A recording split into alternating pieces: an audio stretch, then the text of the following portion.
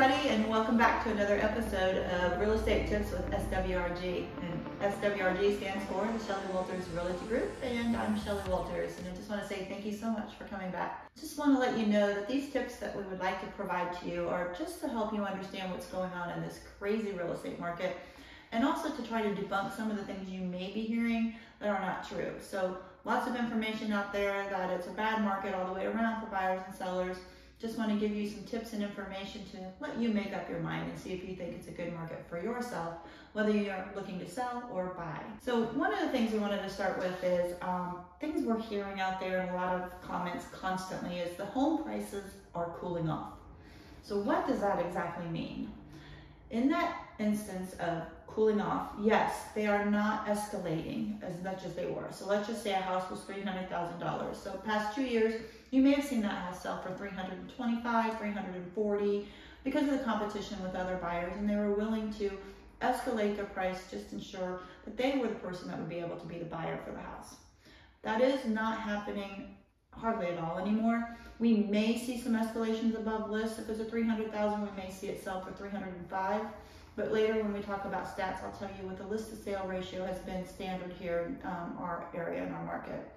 So home prices cooling off. Think about that. So if we're listed at $300,000, that's because we see the comps for what's been sold in the past 6 months showing us that's what we should list for. Well, 2 years ago, we started an escalation of home values 20% over 2 years. So in 2020, the house prices went up 20%. In 2021, they went up again 20%. So your house prices may be cooling off, but they are not dropping. They just aren't escalating 20% per year right now. So that's not a bad thing. They're just not doing that. And honestly, could we ever have a market where we would constantly have our house prices going up 20% every year? That would be impossible and not good for the market either. So just wanted to kind of talk about that. The next comments or the next category I'd like to talk about is new builds. You may find in the past that I've talked about this a lot, and it's very important for you to understand, and I just really want to make sure everybody does understand. If you are going to build a new home, it is extremely important to use a real estate agent. There's so many reasons why, but the main thing I think most people think, I don't need to use a real estate agent because if I do, I'm going to leave money on the table. So let's not use a real estate agent because I'll save the commission. That is not true. If you're building a house, the commission is in that price, and you are paying for a real estate agent, whether you use them or not. Because think about it. If all of your neighbors up and down the street were buying the same property on the same street by the same builder and building at the same time, which is normally what happens, one street gets done at a time, the house prices cannot fluctuate by commission. So if your house neighbor next door used a real estate agent and you didn't, the commission is not going to change because the comps of the houses would change due to the commission. So that's not happening. Use a real estate agent, you're paying for it. And one of the reasons I want to say this is there's so much going on during that process that you really need somebody that's an advocate on your side to help you make decisions, understand what's going on, and maybe stand up for you if you're not having the kind of service that you need, or if you have a lot of questions and they're not being answered, or things are not being taken care of for you. One of the things in regards to that is I have a house that's closing next week. It's a new build, and we did our final inspection this week, so we're 1 week from closing. And this is the inspection report. There are still 2 pages of summaries full of issues with the new build. So the other thing I want to highly, highly recommend and make sure that you understand you need to do is inspect your house. If you're doing a new build, you start the process from the beginning to the end. There's actually 3 stages of inspections. So in this summary, we are 1 week from closing. We have a leaking roof. We have some major structural things still happening that we need to look into and see why they haven't been fixed yet. They were caught in the second inspection. So all of this would have been not known if they hadn't been doing this. We would have closed.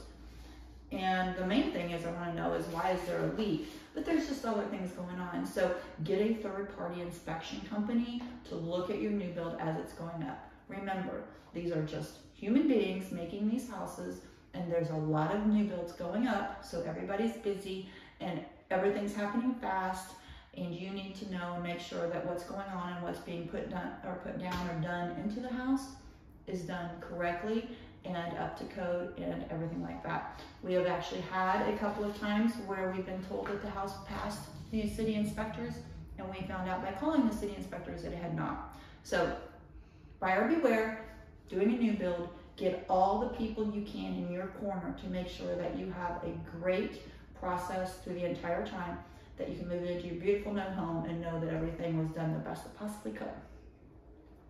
So in regards to all of that, last thing I want to talk about today is if you're going to be renting, just know these stats just came out on apartmentlist.com. The national average of rent prices has gone up 12%. Here in the Indianapolis area, they've gone up 14.5% in the past year. So renting is getting extremely expensive. You've probably heard that a lot, and if you're trying to rent, you know that. And the other thing about it is it's very hard to find a rental right now. And just so you know, there's a lot of scams going on out there as well. So one of the things you might want to look into still, even with interest rates the way they are today, is we have lenders that you can talk to and we can get you some names if you want to see if you can afford a house. If you're spending $1,200, $1,500 a month, you can, with that mortgage, you can buy a very nice house. So just, you know, if you ever wondered about it or just tired of trying to find a rental, let us see if we can get you some names of people who can help you with a possible mortgage and see what your price could be, and if you qualify, you'll be a lot better off. So next, again, what we like to really do is show you the stats of the market and what's going on. And again, the stats I'm providing are 7 days old. We're not going back 30 to 45 days because the market's changing so much that that's too far back. So we're going to do some stats here for the local area. And in Carmel, I want to let you know that in the past 7 days, 37 homes listed. So that's a lot of houses. Again, that's every price point we have out there. But 37 homes hit the market again.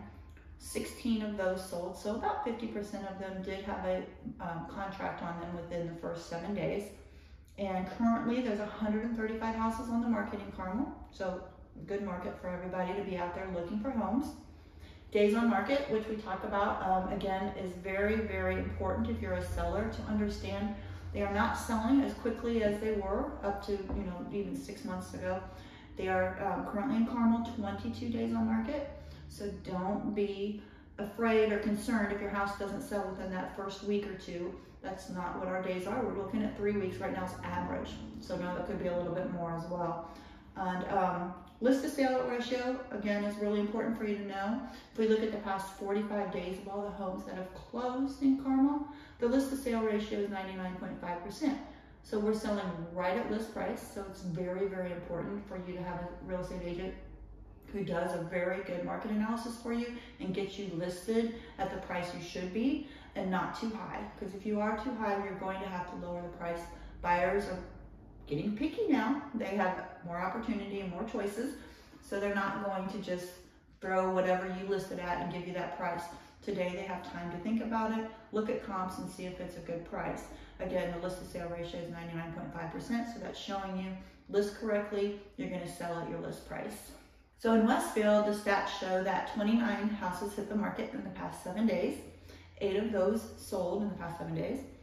Currently 189 houses on the market in Westfield, anywhere from 260,000 to 3.25 million. Days on market for Westfield in the past 7 days were 38. So of all the houses that pended in the past 30 days, or the past 7 days, 38 days on the market. So you can see Westfield's days on market's getting a little higher. Again, you know, it's a little over a month, so don't get scared or anything if your house isn't selling right away. That's normal. Right now we're a little over a month. And then in the past solds of 45 days, all the houses that closed, 201 houses have sold in Westfield in the past 45 days, 99.6% list to sale ratio. So still seeing, you know, at least the sale price at the list price, nothing way over. In Noblesville, 31 houses hit the market, 16 sold, so 50% of them sold within that first 7 days.